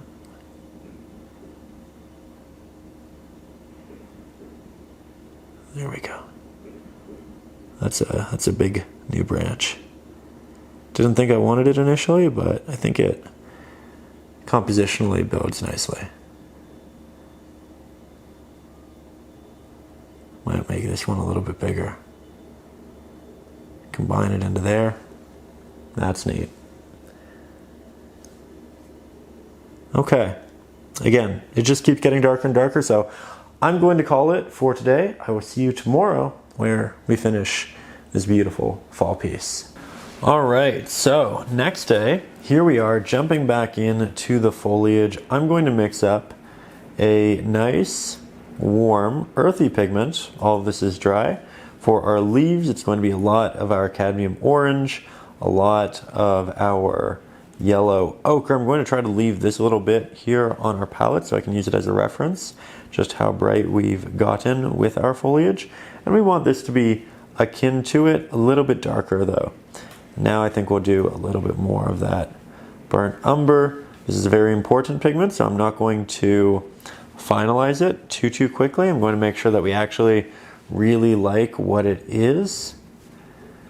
Maybe a hint more titanium white. And I think that's great. We don't want it to be too saturated, but we do want it to be warm. From there, I'm going to grab our fan brush. It is completely dry, so all of the bristles are individual. We'll grab pigment on all sides. Now the fun really begins. I know that I want foliage up here, and there's going to be a lot of foliage. I'm going to initially go to the ends of my branches and start applying that. This area is going to be a little bit blocky. We have a lot of leaves in this vicinity. And then we're going to, in a staggered way, move up through here.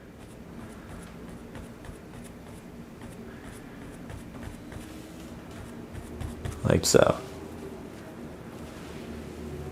Now at the very top, I'm going to be very careful.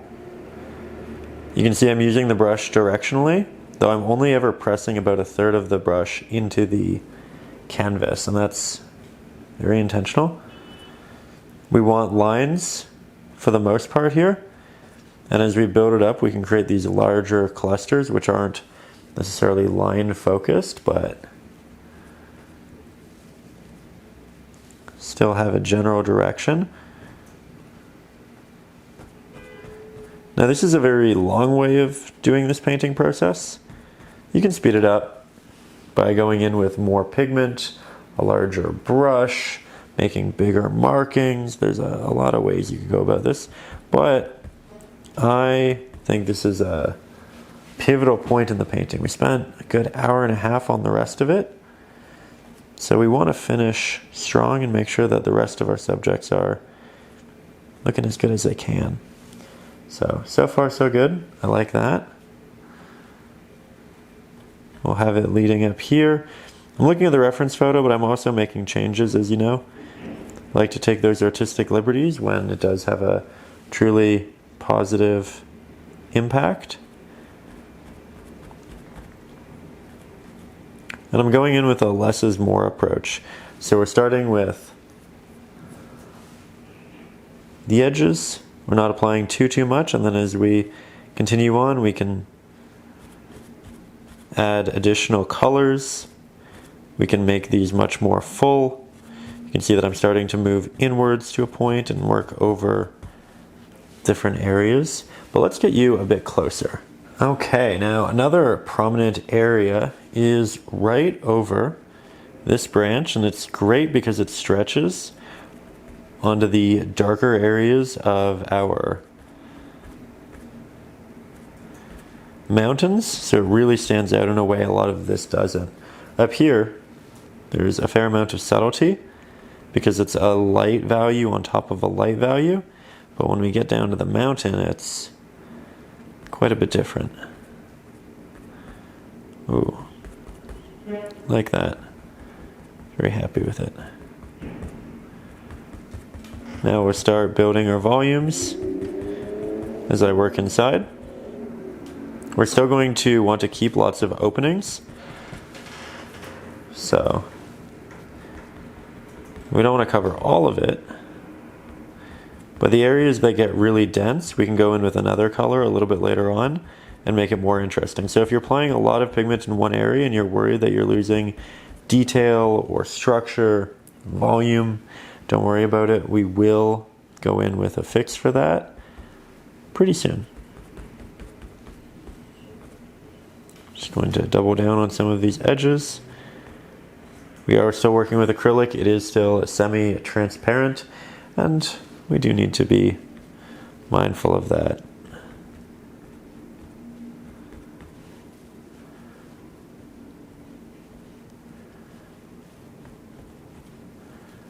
There we go. Let's get some more oranges over the actual tree. Remember, these foliage pieces, clusters, etc. will overlap the front of our branches, sometimes in a pretty dramatic way.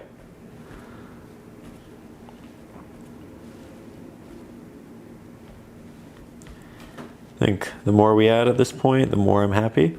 So I'm just going to keep it going. This is going to be somewhat intuitive, and it's also going to be somewhat personal. Some of us are going to want a lot more detail, texture than others, and that's all right. It's not really a right or wrong. Different trees are more developed than others. And if you want to paint a more developed tree, that's great. If you want to paint a less developed tree, that's also great. Some of them are just a bit more young, and I think they're all beautiful. So it's up to you. There we go. Really happy with it so far. Though you can tell my bristles are starting to clump together. That's just a consequence of continuously using a lot of pigment. Eventually that pigment will bring them together. We will have to wash the brush and then dry it to get those really sharp markings back. Right now though, I'm using the larger ones it's making to fill in areas that I want to be a bit more thick. So we're actually using this to our advantage. And I also thought I'd note, those of you at home who might be new here, you can get this brush set that I'm using. It's the brush set that I use in all of my acrylic lessons up here. So if you get the set, you're ready and set for all the lessons that I've done over the last, I think, 2 years. It's a great set. It's available in the description. It's a 5-piece brush set. So it's one of those things where you don't have to, you're not buying a bunch of brushes you don't need. You know, I think often we buy brush sets that have 20 brushes in them, and then we use 2 or 3, maybe 4 or 5, and that's it. But the idea was that all of these would be useful.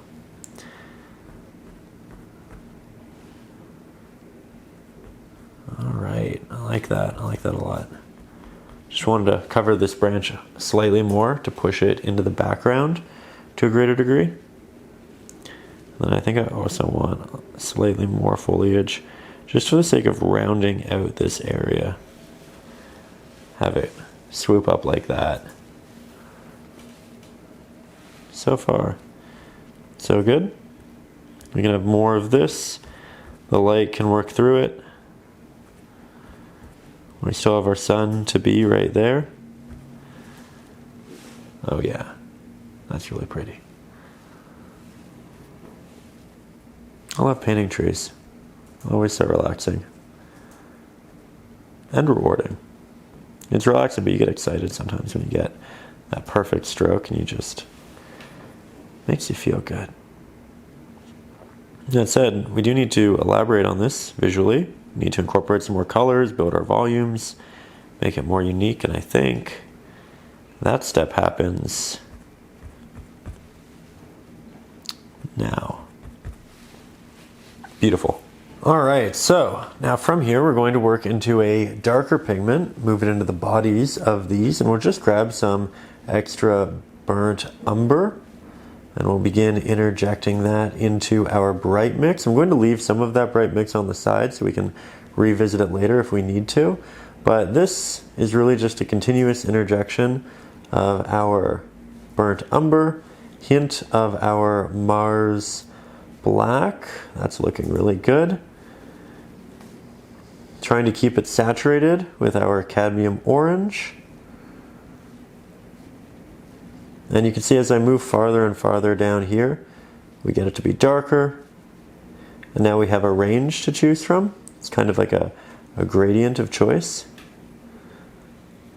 I like that a lot. I think that's perfect. So, back to our fan brush. Let's make sure that it's a nice, dry, clean fan brush. We'll grab that pigment. Then I'm going to go into the mid sections, the areas that have the most dense foliage. And we'll just start tapping this on and in. Then we'll work it out. It'll be akin to the color that we have in our branches, which is really nice. So it'll feel cohesive off the bat, even though it's dark and stark. And if we make markings that are just a little bit too big here and there, that's okay too, because we can always cover it back up with more highlighted pigment. Now initially it's going to look a little bit awkward because it'll be pretty stark in an area that's dramatically light, but the more we do, the more it'll fit in, the more it'll make sense. You can see that I'm just using about a third, if not less, of my brush. I want those individual little taps, but I don't want them in lines. Not through here unless I'm kind of following a line. For the most part, it's creating clusters. You can see we have a lot of areas to play with.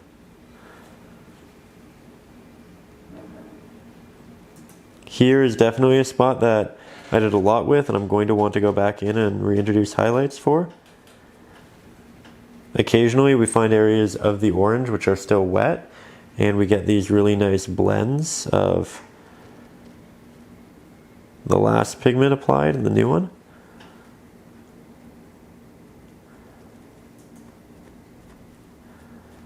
Trying to make these central areas feel a little bit more full. And then as we get towards the edges, it becomes lesser.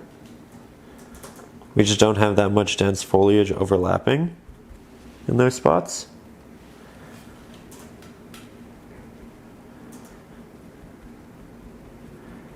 There we go. Starting to look a lot like that reference. Starting to have a lot of good volume.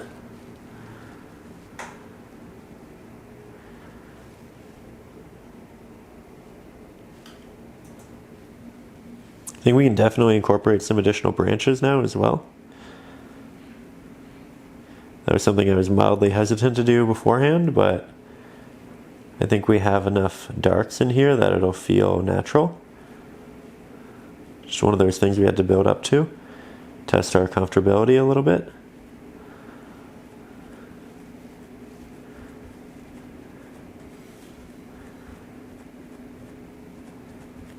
There we go.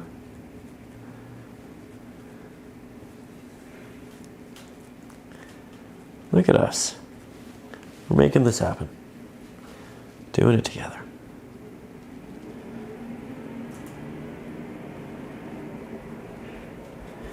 And if, again, you do too much of both of the pigments, then we can just go in with more of the blue that we used as the backing. Now here's a bit of a closer angle just so you can see us filling in some of those transitional pieces of orange, but still leaving that orange, right? We have hints of it showing through because we are doing lots of little taps, and we're trying not to make any larger opaque sections where it's just one color. We want both playing back and forth. I think this is actually going great. All right, now we'll take a step back and we'll remix a bit more of our bright pigment from before. You can see that I did leave that on my palette so we could use it as a reference. And I think this time I might even go slightly brighter. We're going to make this quite wide. We're going to switch to a dry fan brush, same as we've been doing. And I'm going to use this to extend the edges of some of our trees just to get those highlights as bright as we can in those areas that do protrude and catch the most light. And this is just going to give us some extra volume, really show the light wrapping around the tree. It allows us to kind of fix edges that got a little bit too dark in the past application. And I love those. Love, love, love those. Let's also start moving it in just a little bit over some of our darker values. So we're kind of going back and forth. We started with the light, then we added the dark, now we're going back in with the light, and we're just trying to build lots of texture through this process. So here we go again. And oh, the sun just came out from behind a cloud, so it might be a little bit bright. But I can fix that rather easily for you. One of those neat fall days where it's very cloudy and then it's very sunny and then it's very cloudy and it's very sunny. It's neat when you're painting because it shows you what your paintings are going to look like on both cloudy and sunny days, right? I think sometimes we do paintings on just cloudy days, on just sunny days, and we know what the piece will look like sometimes in a room, but we don't know what it'll look like all the time. And days like this allow us to make edits or changes based off of if we live in a more sunny or cloudy climate. We get to ask ourselves, what do we prefer, and then kind of double down on that. Maybe sometimes you want to paint a piece that'll look amazing on a sunny day, and you're not really going to think about it on the cloudy days. Sometimes you want a piece where you want to look at it on both, and you want to love it on both, and that's also understandable. But again, days like today just give us more opportunity and option for those decisions and ideas. And now we're back to a cloud. So actually, I think that looks great. Maybe the cloud is the diffuser we need on camera anyway. There we go. So much detail in this one. Normally when we work on many trees, we don't have an opportunity to do this much. But because it's a solitary tree for the most part, we got a couple in the background, but because it's mostly just a tree, we have this opportunity to make it really special.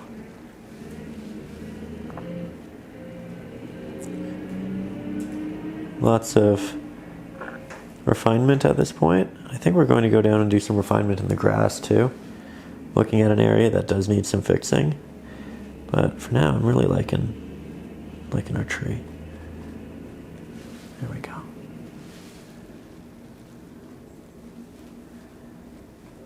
Has a lot of volume, feeling pretty real, pretty tactile. It only gets better from here.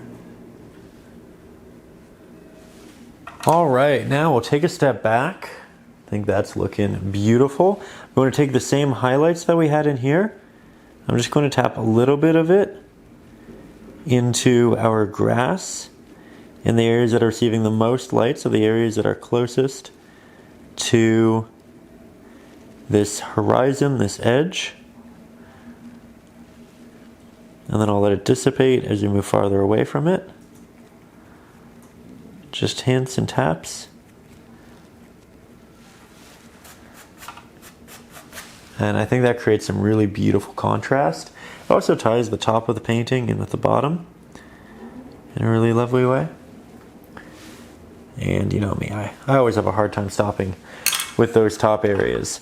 That said, from here, I think we do incorporate some extra branches. So more of our burnt umber, Mars black, hint of our titanium white, mix that into our previous mix.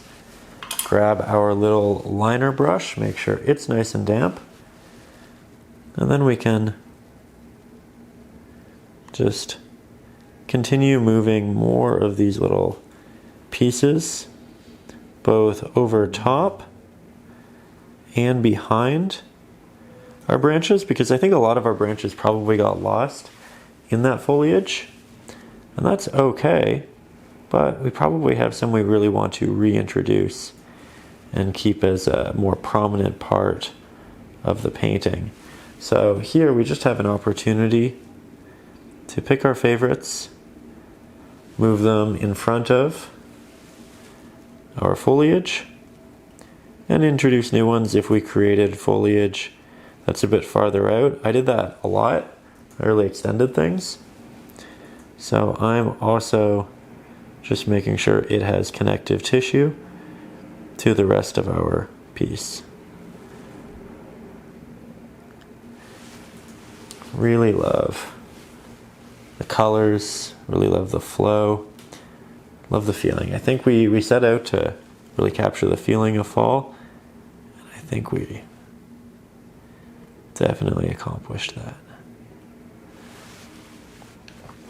Okay. Tried to keep you a bit farther away through the segment because it's one of those things where we're looking for the larger movements, not the individual details. And I think having these branches be a bit more prominent as a whole when you take a step back is really visually valuable. So we're doubling down on those. I also like these, how they kind of cross through. Much better. And it was already looking good. These areas could definitely use bonus branches. We have a lot of foliage, but not a lot of branch. Not going to do too many initially, but I'm open to adding a lot. Like that. Also, for those of you who would like bonus help with the drawing, we're getting towards the end of the painting, so if you're thinking about doing this one, not just watching along, but picking up the pigment and making your own rendition, remember you can get the traceable for this and the drawing of the traceable, so you can see exactly why I'm making all of the lines that I am, where they are. You can get that up over on Patreon with the ad-free version, and my ebooks, which includes Acrylics for Beginners, which is essentially the essentials, everything you need to know about acrylic painting before you jump into your first acrylic painting. So a lot up there if you're looking to improve those painting skills, but I also just really appreciate you being here today. If you were here to relax and watch along, I love that too. Okay, so far, so good. I think it's beautiful, and I think I want to adjust a couple of these shadows. Grab a little bit of our green, red, white, yellow ochre,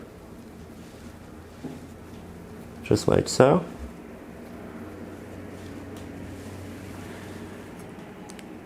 These shadows need to be more this way. I was just looking at where the sun is, and it would cast a shadow so that this shadow and this shadow should connect.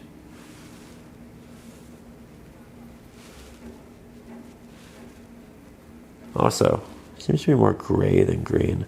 It's the next day, so I don't have the exact same colors, and I'm kind of just refiguring it out, but that's always a good test to see how well you actually understand the subject you're painting. And we are figuring it out.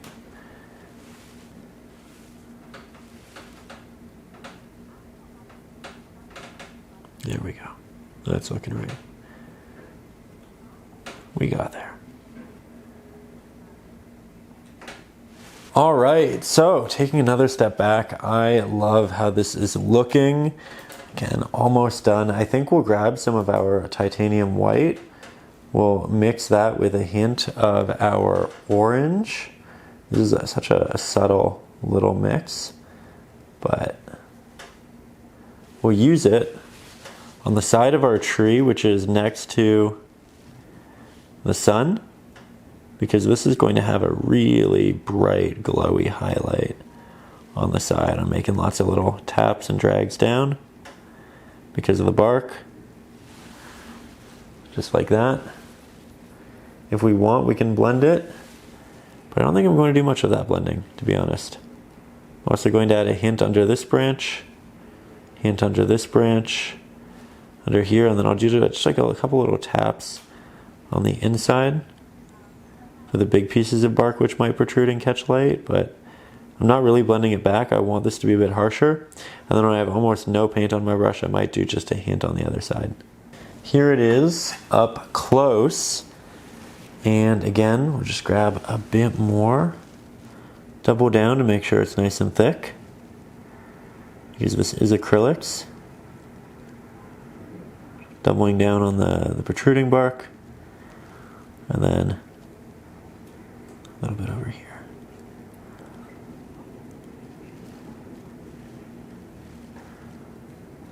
You know what? It's not that much, but I like it a lot. Okay, now from there, big step, we're taking our liner. It is nice and clean. We're grabbing an abundance of titanium white, hint of our yellow ochre, and we're repainting in the sun right here. Going to paint it on the side of the branch, just showing through. Going to paint it, showing through a little bit of our actual leaves right there. Now I'm making my brush nice and damp. You can see the sun came right back out. We'll make that darker for you. Grab more of that. Interject additional yellow ochre, and this is just a yellow ochre titanium white mix. I'm going to make it somewhat thin, semi-transparent, and then we can have our light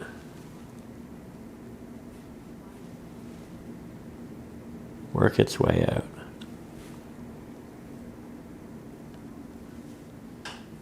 All of these directions like a star.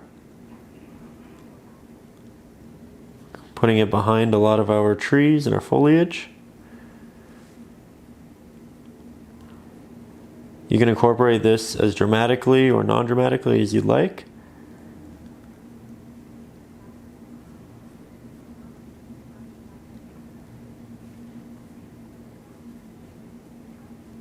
There we go.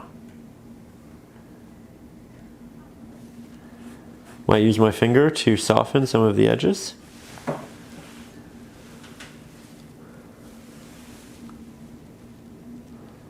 Then I'll go back to the center and I'll double down on the areas that are semi-transparent but I want to be a bit more prominent, because we want the parts at the bottom here, these extendable pieces, to get more semi-transparent. We want them to be less opaque, but then eventually that central area gets opaque and you have that transition outwards. You know, we can even have this working over some of our branches. I can see that it does in the reference photo. It's like a lens flare of sorts. There we go, good start. Now let's clean our brush, make our mix more titanium white heavy. I'll get you a bit closer. So again, more titanium white in that mix. We go back to the actual sun itself. Make sure that's nice and bright. Should be the brightest pigment in the entire painting. And then we'll start dragging that down just a little bit and out. But for the most part, it's just this little middle section. See, even when the clouds come in this area, the painting gets darker. It's still the most bright subject by a lot.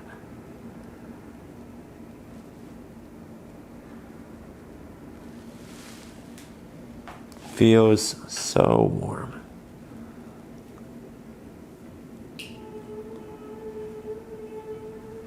Love seeing hints of it shine through the leaves there. That's pretty. That's really pretty. And we just keep building it up through subtlety.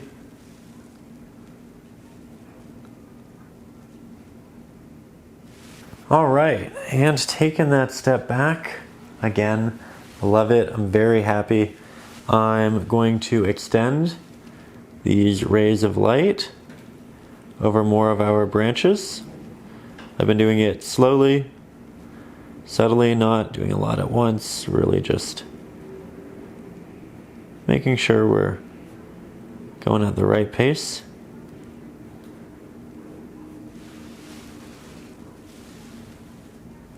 And I am so happy with this painting. I hope you're feeling motivated. I hope you're feeling inspired. I hope you're feeling ready to go out and create your own rendition. I thank you deeply for being here. To everybody who supports the channel directly up over on Patreon, thank you for making this lesson and lessons like this happen. If it wasn't for you, I wouldn't be able to put the time into these really long, extensive videos. Painting in real time and teaching is definitely a lot harder than just doing a speed painting, and again, I'm only able to take the time to plan the lessons and make these videos as extensive as they are because of you. So thank you for being a patron. Thank you for making these happen. Quite a few reference photos I'm really excited to paint coming up, and I'm going to upload a couple of them to Patreon because I've been creating this folder of fall images that I've been taking this season that I think you'll really enjoy. So again, thank you for being here. Thank you for making this happen.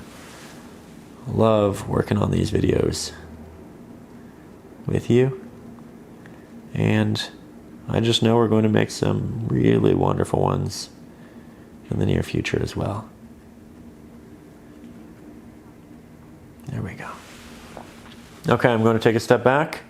I'm going to make sure that the painting looks the way we want it to. This is our opportunity to make any changes. And you know what? I think this is it. I think that's our painting. And I think that's something we can be really proud of. At the end of the day, it really feels like fall. That was our big goal with this one. And there's a lot of detail, but also a lot of subtlety in it. I think that's really the benefit of working on such a big subject on a canvas. You know what? I say all of this, and then I just want to darken one little area. This highlight at the bottom, it should progressively get darker as we move towards the bottom. So I'll just add in some of that darker grayish brown, and then we'll have it progressively get less as we move up. That's so much better. Just a little fix, but made a big difference. I have such a hard time putting down the brush. I love working on these paintings. Hope you do too. But there we go. Again, if you'd like to paint with the same material as I am, you can get the brushes in the link below. You can support the channel below. And if you haven't already, make sure you subscribe because I upload these videos every single week on Saturday, so you have something to work on over the weekend and the coming week. Thank you for being here. Thank you for being a part of the community. I will see you soon. And above all, as always, stay creative.